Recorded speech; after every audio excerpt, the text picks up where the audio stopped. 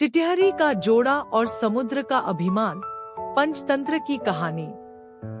समुद्र तट के एक भाग में एक टिटहरी का जोड़ा रहता था। अंडे देने से पहले टिटहरी ने अपने पति को किसी सुरक्षित प्रदेश की खोज करने के लिए कहा। टिटहरे ने कहा, यहाँ सभी स्थान पर्याप्त सुरक्षित हैं, तू चिंता न कर।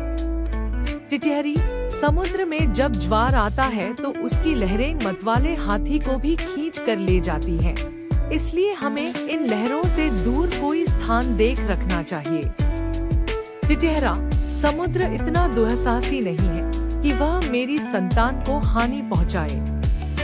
वह मुझसे डरता है, इसलिए तू निःशंक होकर यहीं तट पर अंडे दे दे। समुद्र ने टिटहरे की ये बातें सुन ली। उसने सोचा, यह टिटहरा बहुत अभिमानी है। आकाश की ओर टांगे करके भी यह इसीलिए सोता है कि इन टांगों पर गिरते हुए आकाश को थाम लेगा। इसके अभिमान का भंग होना चाहिए। यह सोचकर उसने ज्वार आने पर टिटहरी के अंडों को लहरों में बहा दिया।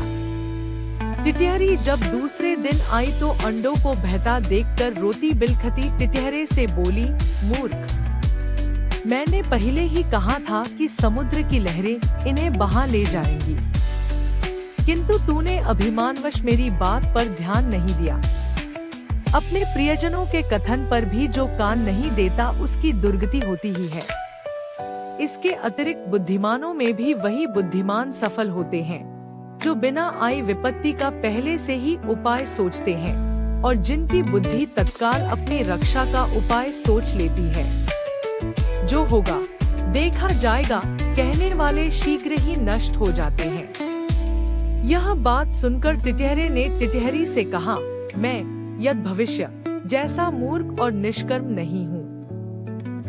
मेरी बुद्धि का चमत्कार देखती जा। मैं अभी अपनी चोंच से पानी बाहर निकालकर समुद्र को सुखा देता हूँ। टिटहरी, समुद्र के साथ तेरा वैर तुझे शोभा नहीं देता। इस पर क्रोध करने से क्या लाभ? अपनी शक्ति देखकर हमें किसी से बैर करना चाहिए, नहीं तो आग में जलने वाले पतंगे जैसी गति होगी। टिटहरा फिर भी अपनी चोंचों से समुद्र को सुखा डालने की डीगे मारता रहा। तब टिटहरी ने फिर उसे मना करते हुए कहा कि जिस समुद्र को गंगा यमुना जैसी सैकड़ों नदियां निरंतर पानी से भर रही हैं, उसे तू अपने बूंद भर उठाने वाली चोंचों से कैसे खाली कर देगा? टिटहरा तब भी अपने हठ पर तुला रहा।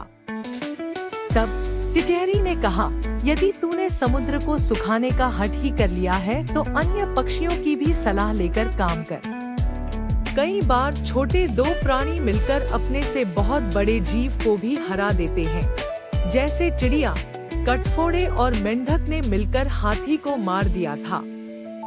टिटहरा, अच्छी बात है। मैं भी दूसरे पक्षियों की सहायता से समुद्र को सुखाने का यत्न करूंगा। यह कहकर उसने बगुले, सारस, मोर आदि अनेक पक्षियों को बुलाकर अपनी दुहकथा सुनाई। उन्होंने कहा, हम तो अशक्त हैं, किंतु हमारा मित्र गरुड़ अवश्य इस संबंध में हमारी सहायता कर सकता है। तब सब पक्षी मिलकर गरुड़ के पास जाकर रोने और चिल्लाने लगे, गरुड़ महाराज, आपके रहते हमारे पक्षिकुल पर समुद्र ने यह अत्याचार कर दिया। हम इसका बदला चाहते हैं। आज उसने टिटहरी के अंडे नष्ट किए हैं, कल वह दूसरे पक्षियों के अंडों को बहा ले जाएगा। इस अत्याचार की रोकथाम होनी चाहिए, अन्यथा संपूर्ण पक्षिकुल नष्ट हो जाएगा। गरुड़ ने पक्षियों का रोना सुनकर उनकी सहायता करने का निश्चय किया। उसी समय उसके पास भगवान विष्णु का दूत आया। उस दूत द्वारा भगवान विष्णु ने उसे सवारी के लिए बुलाया था। गरुड़ ने दूत से क्रोधपूर्वक कहा कि वह विष्णु भगवान को कह दे कि वह दूसरी सवारी का प्रबंध कर ले। दूत ने गरुड़ के क्रोध का कारण पूछा तो गरुड़ ने समुद्र के अत्याचार की कथा सुनाई। दूत के मुख से गरुड़ के क्रोध की कहानी सुनकर भगवान विष्णु स्वयं गरुड़ के घर गए।